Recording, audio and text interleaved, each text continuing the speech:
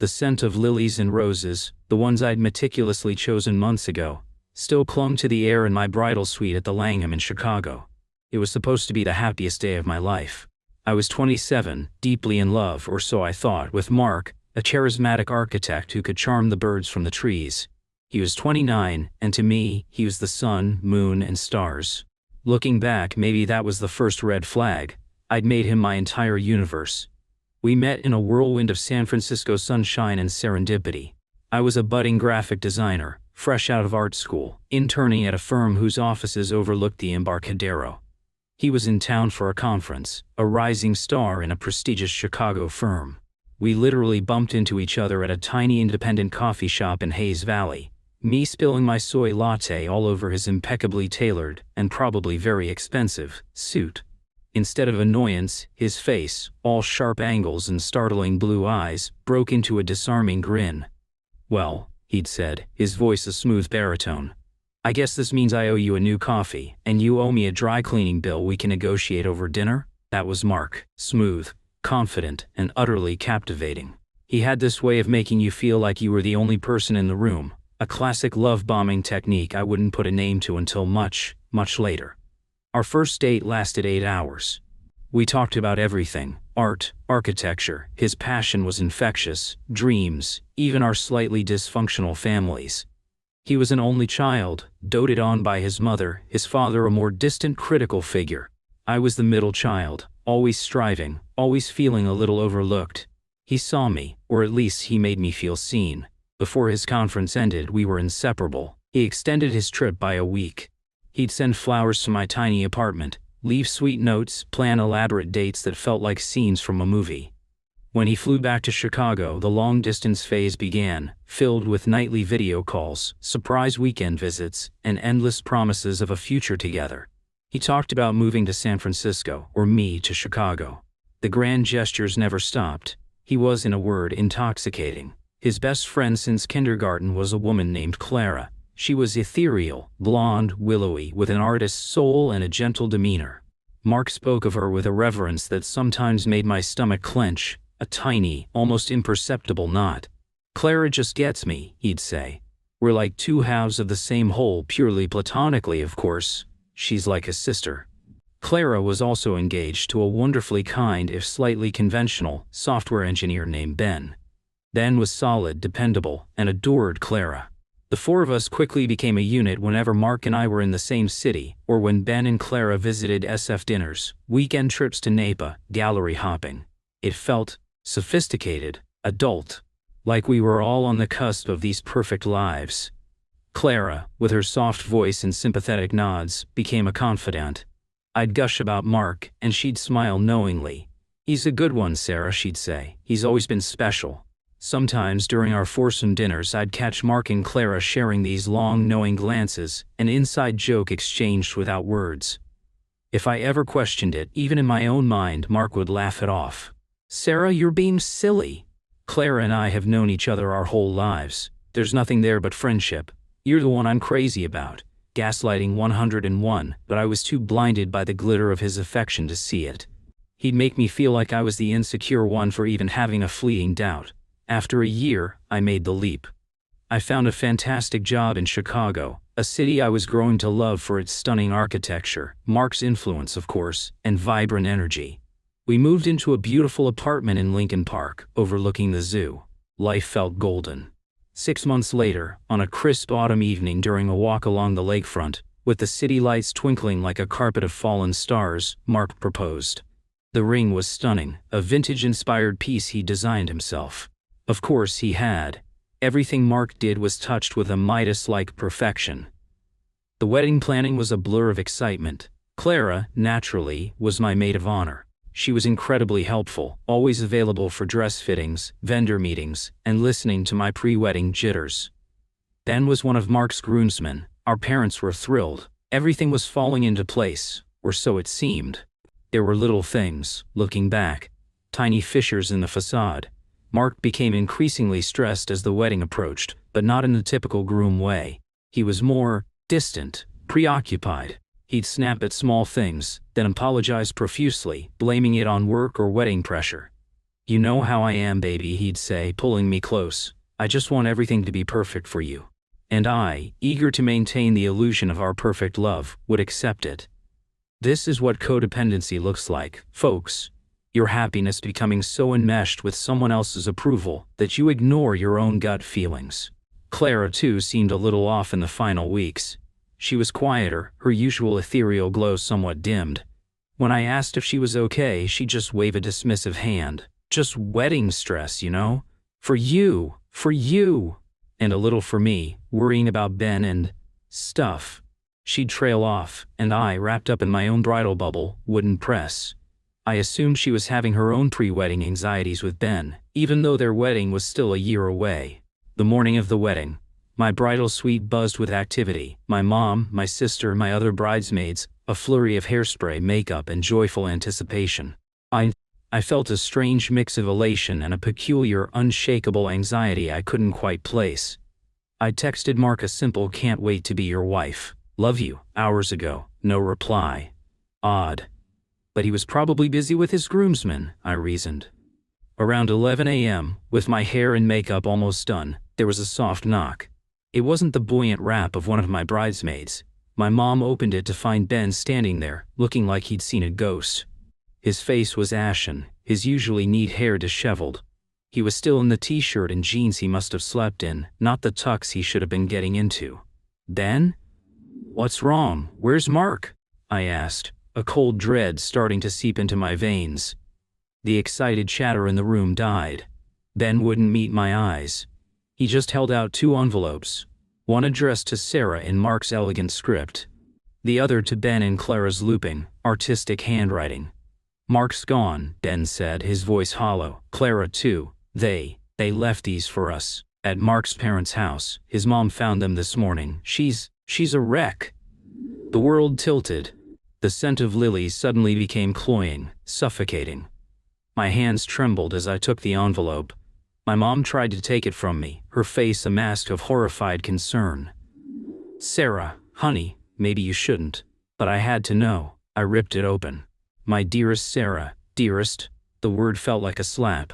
"I am so sorry. There's no easy way to say this, and I know the timing is monstrous, unforgivable, but I can't go through with this. Not because I don't care for you. I do, immensely. You're a wonderful woman, and you deserve a love that is whole, unequivocal, and true. The truth is, my heart has always, in some undeniable way, belonged to Clara. We fought it for years, tried to be what everyone expected us to be, best friends, supportive partners to other people. But as our own weddings approached, this magnetic pull became unbearable. We realized we were making a colossal mistake, 2 mistakes, by not being together. It's a love that's been simmering under the surface our entire lives, a truth we can no longer deny. We couldn't face you, either of you. We're cowards, I know. We're on our way, somewhere, to start over, to finally be honest. I know this is devastating, and I will regret the pain I've caused you for the rest of my life. You deserve happiness, Sarah. More than I could ever give you. Please try to understand, and please forgive me if you ever can. Mark." The letter dropped from my numb fingers. "Understand? Forgive?" He thought a few pretty words could paper over this Grand Canyon of betrayal. The narcissism was astounding. His pain, his struggle, his truth taking center stage, even in a letter meant to apologize for shattering my life. My immense care for him was just a footnote to his grand, tragic love story with Clara. The bridal suite, once a haven of joy, became a tomb of disbelief. My mother was crying, my sister was swearing under her breath, her face flushed with anger. My bridesmaids were frozen, staring at me with pity, and I felt nothing. Just a vast, echoing emptiness. The beautiful white dress hanging on the door, the one I'd dreamt of, now looked like a cruel joke, a shroud. Ben, poor Ben, was still standing there, his own letter clutched in his hand, his face a study in bewildered agony. He looked utterly broken. I, on the other hand, was moving into a strange, detached state. The shock was a merciful anesthetic. "Well," I said, my voice sounding eerily calm, distant, as if it belonged to someone else. "Someone needs to call the guests. And the vendors. It seems there won't be a wedding today." The next few days, weeks, months, were a blur of exquisite pain. The humiliation was a public spectacle. Canceling a 200-guest wedding hours before it's supposed to happen doesn't go unnoticed. Friends and family offered condolences as if there had been a death, and in a way, there had been. The death of my future, the death of the man I thought I knew, the death of my trust in human decency. I had to deal with the practicalities, the non-refundable deposits, the mountains of wedding gifts to be returned, the whispers, the pitying looks. Mark's parents were mortified, deeply apologetic. My own parents were stoic in public, but I knew they were heartbroken for me. Ben and I found ourselves unlikely comrades in this shared shipwreck. We met for coffee a few times, united by our unique brand of grief. He was quiet, introspective, processing Clara's betrayal with a sort of stunned sadness. His letter from her he shared was much like mine from Mark, full of self-justification, painting their elopement as an act of brave, inevitable love, rather than a cruel and cowardly betrayal.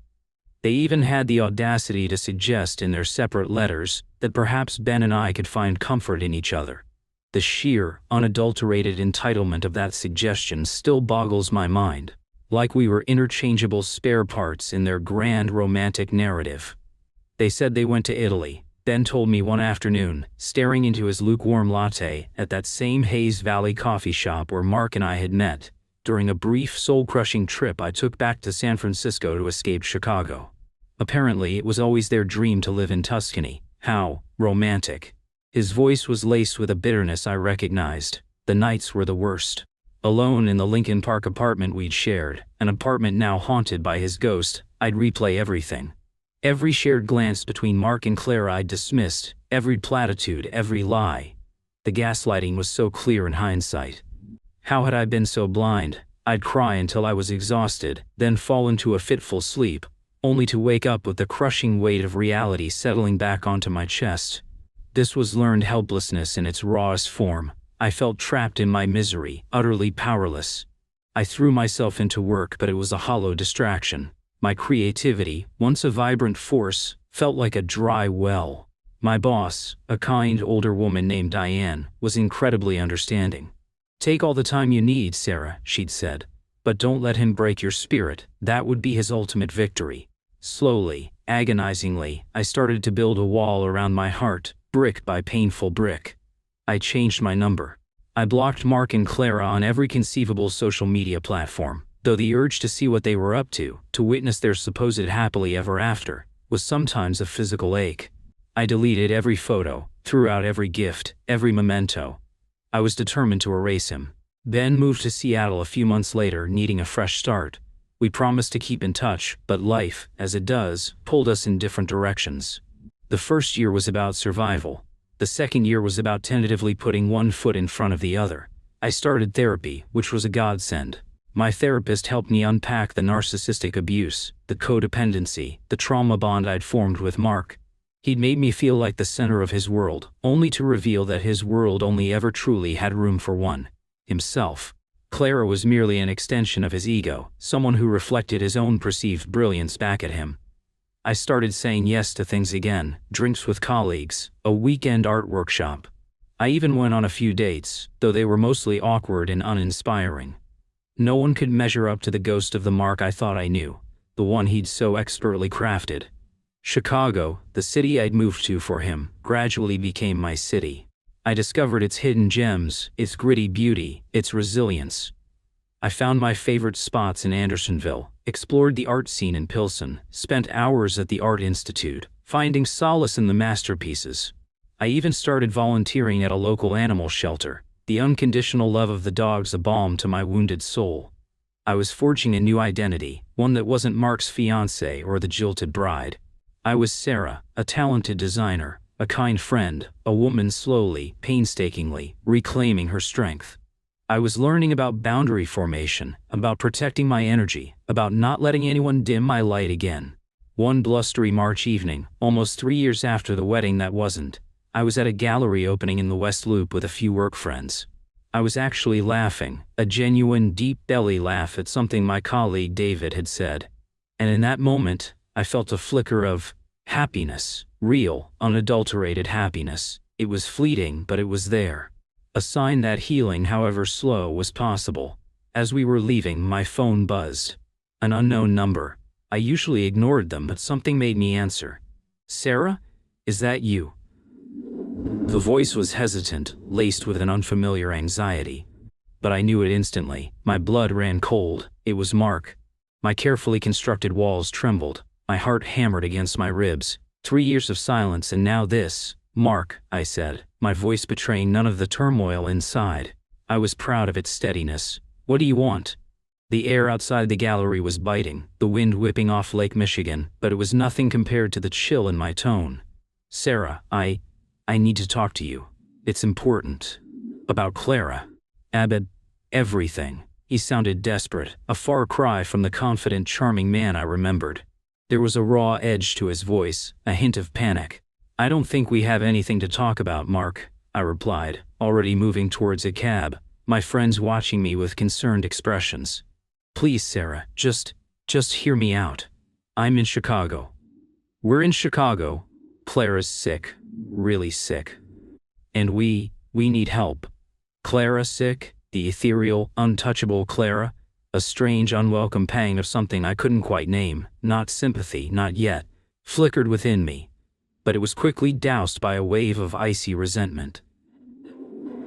After what they'd done, the audacity was breathtaking. "Mark," I said, my voice as frigid as the Chicago wind, "you made your choices, you both did. You wanted to start over, to be honest, remember? So, deal with the consequences of your truth. Don't call me again." I hung up before he could reply, my hand shaking. I got into the cab, the city lights blurring through the window. My friends were quiet, sensing the shift in my mood. David, ever the perceptive one, finally asked, "You okay, Sarah?" I took a deep breath, the cold air filling my lungs. "Yeah," I said, a grim smile playing on my lips. "Yeah, I think I'm going to be more than okay." The call, as unsettling as it was, had done something unexpected. It hadn't dragged me back into the past. Instead, it solidified my present. It showed me how far I'd come. The desperate, broken man on the other end of that line was a stranger. The strong woman who just hung up on him. That was me. That was me. And I realized with a startling clarity that the power dynamic had irrevocably shifted. The next day, another unknown number. I let it go to voicemail. It was Mark again, his voice even more strained. "Sarah, please?" I wouldn't ask if it wasn't serious. "Clara. She needs a specialist, and our insurance here is a mess. We burned through our savings in Italy. It's complicated. We don't know anyone else in Chicago anymore. Please, just a coffee, let me explain." Burned through their savings, their Tuscan dream hadn't panned out, it seemed. A bitter, satisfying little thought which I immediately felt a bit guilty for, but only a bit. I didn't call back. A few days later, an email popped into my inbox. From an unfamiliar address, but the subject line was simply, "From Mark, please, Sarah." Against my better judgment, I opened it. It was long, rambling, and reeked of desperation. He detailed how their idyllic life in Italy had soured. Turns out, simmering, lifelong love doesn't pay the bills, especially when neither of them spoke fluent Italian or had viable job prospects. Mark's attempts to find architectural work had failed. Clara's art hadn't sold. They'd lived off their savings, which dwindled faster than they'd anticipated. The romance had frayed under the pressure of financial strain, and the reality of being isolated in a foreign country where their grand narrative wasn't quite so grand to anyone but themselves. Then Clara had started feeling unwell. Fatigue, strange pains. They'd dismissed it as stress. But it got worse. They'd returned to the States, to Chicago, because Mark still had tenuous connections here. They were staying in a cheap extended stay motel near O'Hare. Clara had finally seen a doctor. The diagnosis was serious, a rare and aggressive form of autoimmune disease that required specialized, expensive treatment. Their travel insurance was useless, and they were struggling to get new coverage sorted. Mark was trying to find freelance work, but it wasn't enough. "No, I have no right to ask you for anything, Sarah," he wrote. "What we did was unforgivable. But Clara is dying, and I'm terrified. You're the only person I can think of who might understand, or at least who has a good heart. You always did. Maybe you know doctors, or resources, anything. I'm begging you." A good heart. He was trying to appeal to the old Sarah, the one he'd so easily manipulated, the the one who would have bent over backward to help. But that Sarah was long gone. Or at least, she was now heavily guarded by a wiser, more cynical version of herself. Clara was dying. That was heavy. Despite everything, the thought of anyone facing that alone was sobering. But then I remembered Ben. I remembered myself, on what should have been my wedding day. We'd been alone too, in our own ways. I thought about his words, "We don't know anyone else in Chicago anymore." What about their families? Mark's doting mother, Clara's parents, had they alienated everyone with their selfish, dramatic exit? It seemed their grand gesture of love hadn't included a long-term support system. Narcissists often burn bridges, assuming they'll always find new ones, or that the old ones will magically repair themselves when needed. I closed the email. I didn't reply. The silence stretched for another week. I tried to put it out of my mind, but it gnawed at me. Not out of sympathy for Mark or Clara, not really. But because of the moral quandary. What does a decent human being do in this situation, even if the people asking for help are the ones who inflicted unimaginable pain? Then came the text message. From Ben, Sarah, "Hey, long time. Got some weird news. Heard from Clara's mom. Apparently Clara and Mark are back in Chicago, and Clara's really sick. Her mom is a mess, trying to arrange care from out of state. She mentioned Mark was trying to get in touch with you. Just thought you should know. Hope you're doing okay. Oh, Paul, why? I need one. Oh, and Kai." So Clara's mom was involved. That changed things slightly. This wasn't just Mark's desperate plea anymore. It was a family in crisis. I stared at Ben's text. He was just giving me a heads up. The decent guy he always was. He wasn't asking me to do anything. I found myself thinking about karma. Not in a vengeful way, but as a force of balance. They had sown chaos and pain, and now they were reaping a bitter harvest. Was it my place to interfere with that? My therapist during our next session listened patiently as I laid it all out. "What do you want to do, Sarah?" she asked, her gaze steady. "I don't know," I admitted. "Part of me, a very large part, wants to tell them to go to hell. To suffer the way they made me suffer. Another, much smaller part, wonders if ignoring a cry for help, even from them, makes me like them. Does it?" she countered gently. "They abandoned you in your time of need, with no regard for your well-being. You setting a boundary now, protecting your peace after they shattered it, is not the same as their malicious actions. Helping them won't undo what they did. It won't heal your past wounds. It might, however, open new ones or re-injure old ones.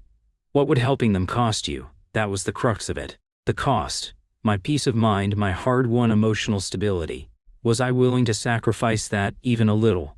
For people who had shown me such profound disregard? The answer, I realized, was no. But I also knew I couldn't just do nothing, especially with the knowledge that Clara's family was involved and struggling. So I did something that felt like a compromise, a way to offer a sliver of help without directly engaging with Mark and Clara, without letting them back into my life, even for a moment. I looked up Clara's mother's contact information online. It wasn't hard to find. I drafted a careful, concise email. "Dear Mrs. Clara's mother's last name, Ben last name recently informed me about Clara's health situation. I was very sorry to hear about her illness. While I am not in a position to offer direct assistance to Mark or Clara, I understand this must be an incredibly difficult time for your family. If there are specific medical resources or Chicago-based support networks for autoimmune diseases that you are having trouble identifying from out of state, I would be willing to do some basic research and pass along any publicly available information or contacts I can find to you directly. This would be a one-time offer of assistance to help your family navigate resources, not ongoing support. I wish Clara the best in her treatment and your family's strength during this challenging period. Sincerely, Sarah Miller." It was detached. It was formal. It offered help to the periphery, to the innocent family members, not to the architects of my past pain. It set a clear boundary, and it felt right. Like I was honoring my own healing while still acting with a measure of human decency that they themselves had lacked. I hit send, a sense of calm settling over me. I had acknowledged their crisis, offered a very limited indirect form of aid to Clara's mother, and firmly kept Mark and Clara themselves at arm's length. My good heart, as Mark had called it, was still there. It was just a lot smarter now. A few hours later, I received a reply from Clara's mother. It was brief, and sounded exhausted but grateful. She thanked me for my offer and said she might take me up on it if her own research hit a wall. She made no mention of Mark's attempts to contact me, no pleas for me to speak with him or Clara. She just accepted my offer for what it was. I felt a sense of closure I hadn't expected. I hadn't needed to forgive them. I hadn't needed to engage with them. I had simply acted in accordance with my own values, on my own terms. The power was mine. And then, about a week later, just as I was starting to think that was the end of it, my doorbell rang. It was late, around 9 p.m. on a Tuesday. I wasn't expecting anyone. I peered through the peephole, and my blood turned to ice. It was Mark, standing on my doorstep, looking like a shadow of his former self, gaunt, haggard, his eyes wide with a desperate, almost feral gleam. And he wasn't alone. Leaning heavily on him, looking frail and utterly defeated, was Clara. My breath hitched. For a wild, irrational moment I thought I was hallucinating. 3 years. 3 years I'd worked to exorcise these ghosts, and now they were literally on my doorstep, materializing out of the cold Chicago night like specters summoned by some forgotten curse. Mark looked terrible. The charismatic architect who could command a room with his smile was gone. In his place was a man who looked like he'd aged a decade in those 3 years. His expensive clothes were rumpled, his hair unkempt, and his eyes, those once captivating blue eyes, were shadowed with a desperation that was almost pitiful. Almost. Clara was even worse. The ethereal, willowy artist was now alarmingly thin, her skin a pale, almost translucent gray. She leaned heavily on Mark, her breath coming in shallow rasps. She didn't meet my gaze, her eyes fixed on the ground as if the effort of looking up was too much. The sight of her, so physically diminished, did stir something in me, a basic human response to suffering. But it was quickly overridden by a cold, hard wave of memory. This was the woman who had stood beside me at dress fittings, feigning friendship, while planning to decimate my life. My initial shock gave way to a steely resolve. I'd spent too long rebuilding myself to crumble now. I opened the door just a crack, the security chain still firmly in place. The chill from the hallway seemed to seep into my apartment. "What are you doing here, Mark?" I asked, my voice low and devoid of any warmth. It was the voice I used for difficult clients, the one that brooked no nonsense. Mark flinched as if my tone was a physical blow. "Sarah, please, we need to talk to you. Can we just come in for a minute? It's cold out here, and Clara." He gestured helplessly at Clara, who coughed, a dry, painful sound. My apartment, my sanctuary. The place I had painstakingly cleansed of his presence, filled with my art, my books, my life. The thought of them crossing my threshold, tainting my space with their toxic energy, was repulsive. "No," I said, the word sharp and final. "You cannot come in. Whatever you have to say, you can say it from there." A flicker of the old Mark appeared, a flash of entitled annoyance in his eyes. "Sarah, don't be like this. Clara is sick. I told you. We just need a little help. Your email to her mother, it gave us some hope. We thought—" "You thought what, Mark?" I interrupted, my voice rising slightly. "That because I showed a shred of human decency towards Clara's mother, it was an open invitation for you two to show up on my doorstep. My email was very specific. It was an offer to Mrs. Clara's mother's last name to provide information if she asked. It was not for you, and it certainly wasn't a signal that all is forgiven and forgotten." Clara finally looked up, her eyes, dull and clouded, meeting mine. "Sarah," she whispered, her voice hoarse, "please, we made a mistake. A terrible, terrible mistake." "A mistake? Running off with your best friend's fiancé hours before their wedding, leaving a trail of devastation, was a mistake? Like forgetting to pick up milk from the store?" The minimization was classic. "Oh, you think?" I said, my voice dripping with sarcasm I didn't bother to conceal. "It took you 3 years and a life-threatening illness to figure that out? Impressive. What was your first clue? Was it when your grand romantic Tuscan dream turned into a financial nightmare? Or perhaps when you realized that simmering, lifelong love doesn't magically cure all of life's problems, or pay for specialist medical care?" Mark's face tightened. "That's not fair, Sarah." "Fair?" I almost laughed. It was a hollow, bitter sound. "You want to talk about fair, Mark? Was it fair when you left me a pathetic letter on my wedding day, telling me you were running off with my maid of honor, the woman who was supposed to be my friend? Was it fair when you suggested, in that same letter, That Ben and I should just get together to make things easier for you? Did you ever stop to think about the public humiliation, the emotional wreckage, the sheer unadulterated pain you both caused? I could see the people in the apartment across the hall peeking through their curtains. Good. Let them watch. Let the world see these two for what they were. We know, Sarah, we know, Mark said, his voice placating, like he was trying to soothe a hysterical child. More gaslighting, trying to invalidate my anger by framing it as an overreaction. We were young, impulsive. You thought only of yourselves. I finished for him. You always did, Mark. That's your defining characteristic. Your narcissism is practically a superpower. And Clara, you were his willing accomplice. Or perhaps you were just as much a narcissist and you found your perfect enabler. Clara flinched and started coughing again, a racking, painful series of gasps. Mark fussed over her, his face etched with genuine concern for her. It was a stark reminder. His empathy was selective, reserved only for those who served his narrative. Look, Sarah, Mark said, his voice strained. Clara needs medication, treatments. We're broke. We have nowhere to go. Her mother is trying to help, but it's slow, she's far away. We just need a little money to tide us over. A loan. We'll pay you back, I swear. As soon as I get back on my feet. There it was. The ask. Money, of course. They burned through whatever they had, alienated everyone who might have helped them, and now they were crawling to the woman whose life they'd torched, expecting her to bail them out. The audacity was monumental. I looked at Clara, truly looked at her. The woman who had radiated a smug, quiet confidence, who had looked at me with pity even as she plotted her betrayal.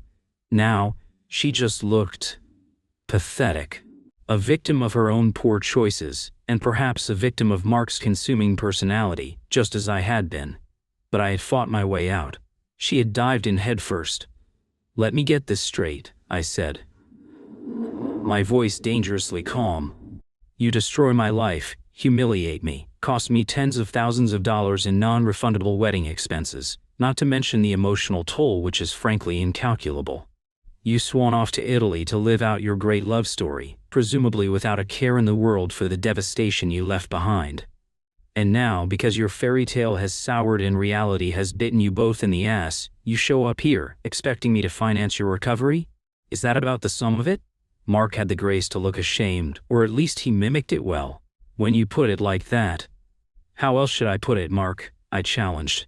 Is there a version of this story where you two come out looking like heroes? Because I'd love to hear it. I've had 3 years to replay your version from those charming letters. It hasn't aged well. Clara whimpered. We just thought, you had such a good heart, Sarah. There it was again, my good heart. The one they trampled on. The one they were now trying to exploit. My good heart learned a few things, Clara, I said, my eyes locking onto hers. It learned about betrayal. It learned about self-preservation. It learned that some people will take and take and take until there's nothing left, and then they'll blame you for not having more to give. My good heart is still here, but it's protected by a very smart brain and a titanium spine now. And they're both telling me that helping you would be the stupidest, most self-destructive thing I could possibly do. I saw a flicker of something ugly in Mark's eyes. Frustration, anger. The mask was slipping. He wasn't getting what he wanted. So you're just going to let Clara suffer? Is that the kind of person you've become? He accused, his voice rising. Ah, the guilt trip. Another classic from the Narcissist's playbook. The kind of person I've become, Mark, I said, my voice like ice, is someone who doesn't get manipulated anymore. Clara's suffering is a consequence of choices she made. Choices you made. Her mother is aware of the situation. There are social services. There are charities. You are not her only hope, and I am certainly not your personal ATM or your emotional dumping ground.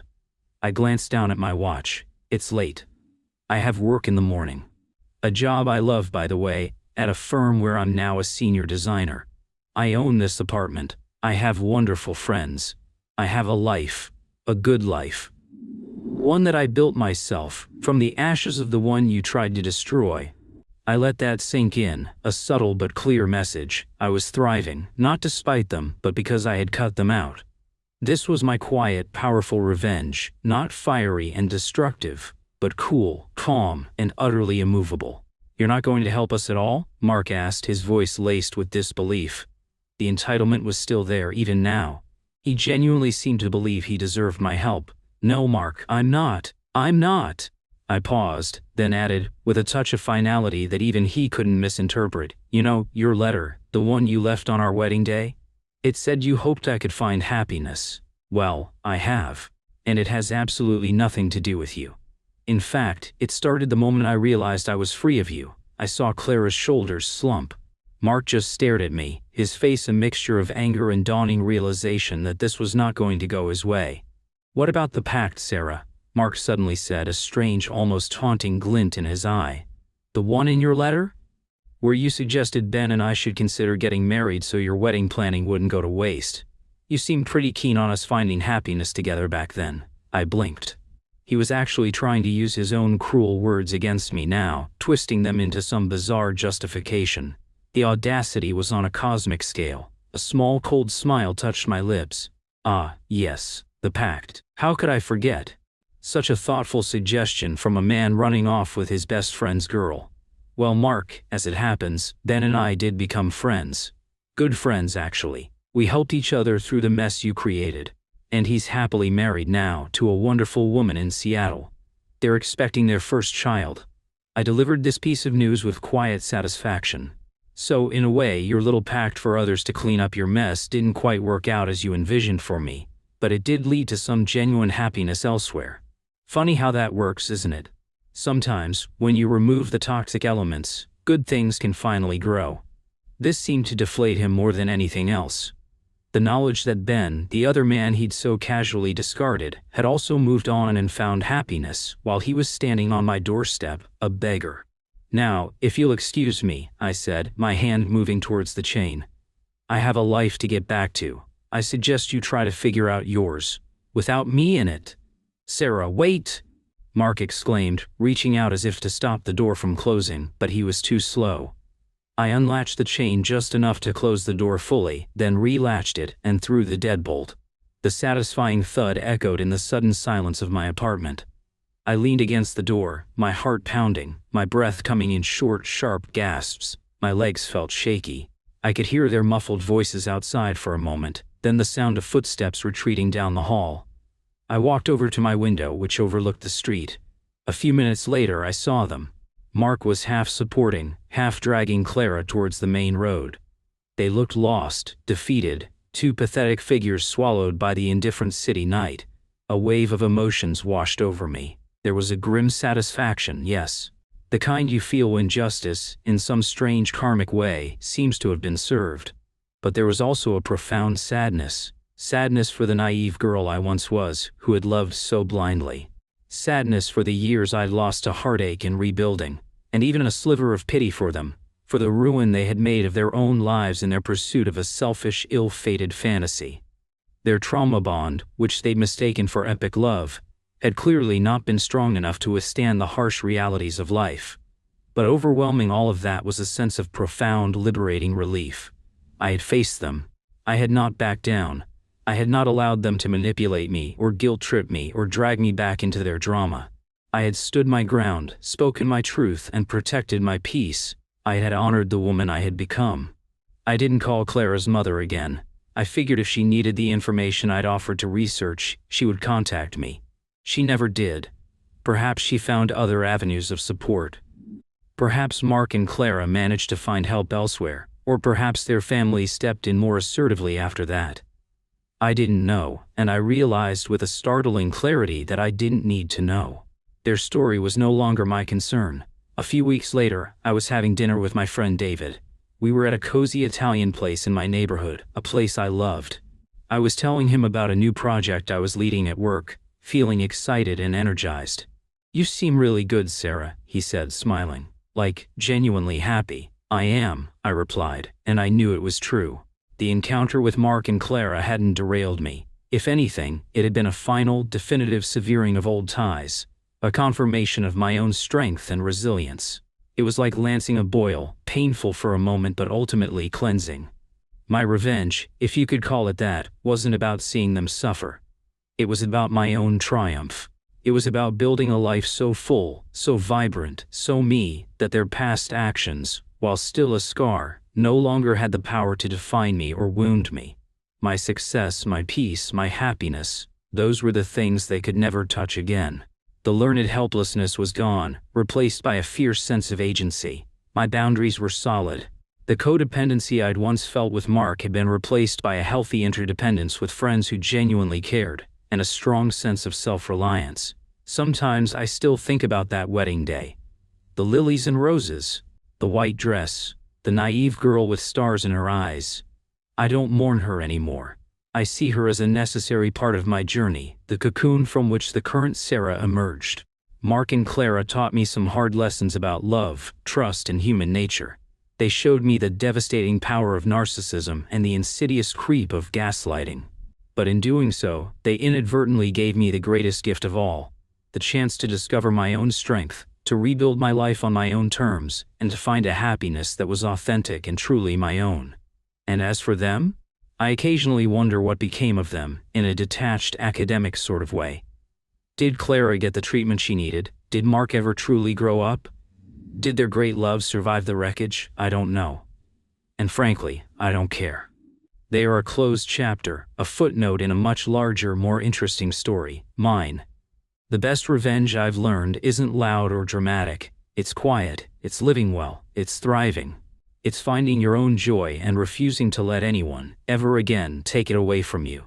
And in the heart of Chicago, a city that had once been the backdrop to my deepest despair, I had finally, unequivocally, found mine.